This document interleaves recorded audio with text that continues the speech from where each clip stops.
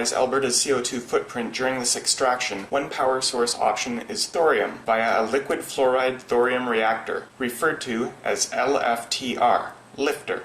The following video is a fast-paced introduction to lifter technology remixed from 3 Google Tech Talks on the subject. It is hoped that Canada will fund lifter research, first as a means of extracting crude oil from oil sands more efficiently, and eventually as a means of expanding Canada's can-do product line to support liquid fluoride fuel cycles.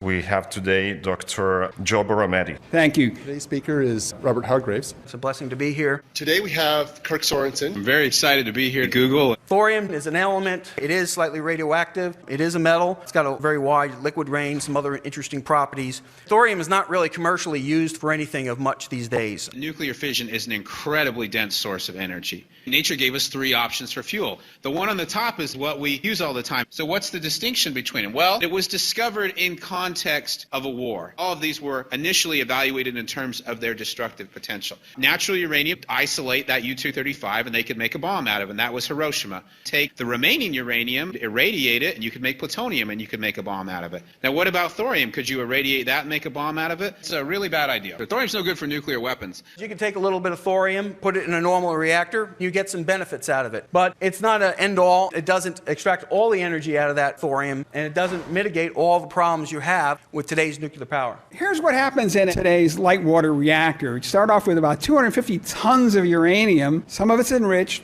About as many fission products come out as products go in. Most of the stuff that comes out is U-238. It's not burned up. But there's about a ton of fission products and about 0.3 tons of plutonium that come out of a typical gigawatt plant. A thorium reactor, it only uses a ton of thorium because we burn all of it. And out of this thing, we get about 0.0001 ton. We get about 100 grams of plutonium. Thorium-232 has a much lower atomic mass than does uranium-238. And in order to make plutonium, you need many, many more neutron absorptions successively. So the probability of making plutonium in that kind of reactor is much, much less. Uranium and thorium together, they both have the same energy density if you fission them all up. The real advantage is the ability to fission up the thorium all the way in a thermal reactor. Look at the uranium cycle compared to the thorium cycle. You start out with a whole lot more mining with the uranium cycle. You have a whole lot of yellow cake that you make, but then you got to enrich that and then make these pellets. It's a very expensive process. You end up with a whole bunch of depleted uranium. You need a very big plant with a vessel that can hold up all the steam or any explosion that can happen here because it's very high pressure, and you produce a whole lot of spent fuel, and you need yucca mounted for 10,000 years. The thorium cycle, you need 1 ton. This is for the same amount of energy, 1 gigawatt for 1 year. Much smaller plant, low pressure. Braytons are much smaller, much more efficient. But the big deal here is that in 10 years, most of that, 83%, is going to be back down to safe background levels. And the remainder only needs 300 years for storage, which you can imagine finding in many places around the world that can handle that, and you can imagine making storage vessels that can last 300 years.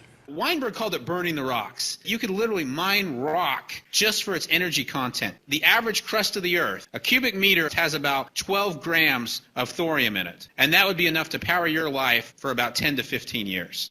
We have 3,000 tons in storage owned by the United States government that were isolated during the Manhattan Project, and certainly at least 400,000 tons more of reserve in the United States today. So it's plentiful. They had this program to build an aircraft reactor, and most of them thought it was pretty hokey. They didn't think it was a good idea. In fact, Alvin Weinberg, who ran the lab, said it wasn't like we all of a sudden believed that nuclear airplanes were a good idea. It was the only way we could keep building reactors. A high-temperature reactor could be useful for other purposes, even if it never propelled an airplane. Boy, it was super hard. You can only imagine if you're flying a nuclear bomber over Siberia and you run the reactor too hard and the engineer comes back and says, Captain, we're going to have to shut down for 9 hours because the xenon's overriding our reactivity control. I'll just put down right here on the snowfields of Siberia and wait for my xenon to decay away. They learned really quick. They're like, man, we have got to have a reactor that does not have this problem. Hey, what about a fluoride? Fluorides are salt. Salts are really, really chemically stable. Because they're so darn happy being what they are, they can go to really high temperatures, and they don't have to have high pressures. This was the birth of the liquid fluoride reactors, to say, can we dissolve uranium and thorium into salts? Well, it turns out, yeah, you can. It's really easy, in fact. So they built this guy, the aircraft reactor experiment. This was the first liquid fluoride reactor. This thing ran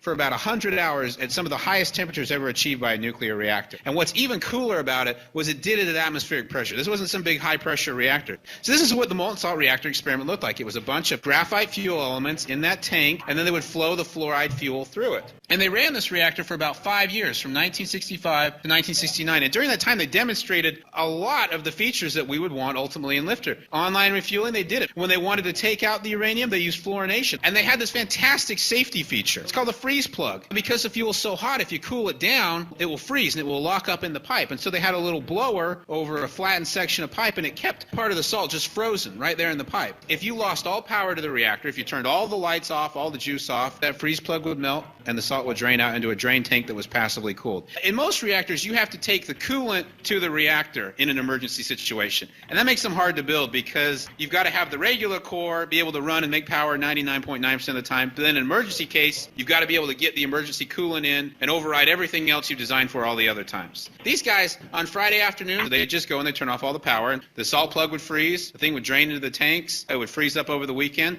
they'd come back on Monday, they'd turn the heaters on, they'd pump it out of the tanks back up into the core. So I mean, they did this over and over and over again. The working example is worth stacks of documents in theory. How do you know this works? Well, they did it. It really worked. Alvin Weinberg invented the light water reactor. He holds the patent on that design that is so prevalent in the world today. He knew its capabilities and its limitations. He felt like this was a better approach. There was a congressman who ran the Joint Commission on Atomic Energy, Chet Holofield. And they were having a conversation, he and Milt and Alvin. Congressman Holofield got exasperated and said, Alvin, if you are so concerned about the safety of reactors, I think it may be time for you to leave nuclear energy. Alvin Weinberg got fired. He'd called nuclear energy a Faustian bargain, and he promoted the molten salt breeders. The program was canceled in 1974. A bunch of Oak Ridge guys did try to kind of keep the torch burning, probably into the 80s, but I've met with some of the old timers. There's really almost nobody there now who was involved in this. The vast majority of them are dead. There's no reason why any reasonable sized country couldn't go and make this happen quite successfully within their national resources. It's a low fuel price, low capital costs, long life, low maintenance. You've got homogeneous mixing, which means you don't have any hot spots, which is a real concern in conventional reactors. One spot gets hotter and it continues to get hotter until you have a meltdown. You get to burn up all the fuel because it's constantly being moved around in the reactor, and no fuel shutdowns because you can fuel this continuously. The cost of this whole system would be significantly less than existing nuclear power plants. We've got spent nuclear fuel accumulating from our nuclear reactors. This is the amount of spent nuclear fuel we have. It's not going to be long before our rate of generation of spent nuclear fuel is going to have yucca pretty full. If we start building more light water reactors, then we're going to hit those limits a lot sooner. Our current approach to nuclear reprocessing is based on dissolving nuclear fuel in nitric acid, and it's a very complicated, expensive process. Now, the French have really mastered this. I mean, they have a facility at La Hague where they do this, but it's a big facility, and they spend a lot of money to make this work. We know it's possible, but it's difficult. Now, on the other hand, the reprocessing in the fluoride reactor is really simple. We just fluorinate the blanket, and we introduce it into the core. So this is a complete nuclear fuel cycle, boiled down to just a handful of steps. This should scale up as well as scale down onto the back of a semi-trailer. If you really want to use other processes, one is mobile. It can go to a site for shale oil extraction. Couples very well with desalination for water processes, hydrogen production as well, because of the high temperature nature of the reactor core. One of the basic problems is this stuff is completely different than what they do in the nuclear world today. A few weeks ago, I was at the American Nuclear Society conference, and I mean, this is like the nexus of all of your best and brightest engineers in the field. Nobody knows about this stuff, and I don't mean that in a disparaging way. These are very, very smart people. I've almost finished my master's degree in nuclear engineering. In that time, I had one course that talked about breeding, and during that course, about 10 minutes of it talked about thorium, and during that 10 minutes, none of it mentioned fluoride reactors. So it's entirely possible to go to nuclear engineering school and get a PhD and have never been exposed to any of this stuff. Then when you do go get in the field and you learn how to run real reactors and solid core, and you learn how to control rods and feed water and all this other kind of stuff, it's like the difference between a typewriter and a word processor. You'll get the same thing in the end, but what's under the hood is just utterly and completely different. So I think the real nuclear industry looks at this and they go, well, what are we going to do with it? We'd be starting from scratch. It's great for an entrepreneur. It's rough for the legacy folks who would want to get into this. A lot of times back in the 60s, reactor vendors would sell reactors at a slight loss in order to lock in a long-term fuel fabrication contract, the razor blades approach. The whole cost structure around today's nuclear is really not amenable to this cheap, simple, easy-to-process fuel. We know that to tackle our global warming concerns, we're going to have to go after, number one, coal, and number two, transportation. Between this and electric cars, we could make a big difference. As an engineer, I can look at this and go, there are really tangible, easy to do, already been demonstrated steps based on well understood chemistry that's been around 100 years that we can go and do it and make this happen. This isn't that hard. In conclusion, this gives us options for inherently safe, proliferation resistant, economic nuclear power that can last thousands, if not millions of years. This really could be the silver bullet that enables us to power our industrial society. And this also offers real options for solving the long-term issues surrounding our existing spent nuclear fuel and ultimately preventing the formation of new transuranic waste. And finally, I want to thank Google. I love Gmail, and I love your search engine, and almost all the stuff I've done on this has been thanks to Google. And thank you for having me today. For more information on LFTR, visit energyfromthorium.com or look up LFTR, LFTR, on Wikipedia.